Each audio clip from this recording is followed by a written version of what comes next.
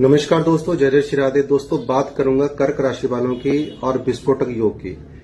जब भी कुंभ राशि में मंगल और राहु दोनों एक साथ विराजमान हो जाते हैं, यह महाविस्फोटक योग बन जाता है।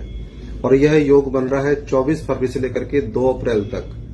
43 दिन का यह योग होगा और यह महाविनाशक होता है।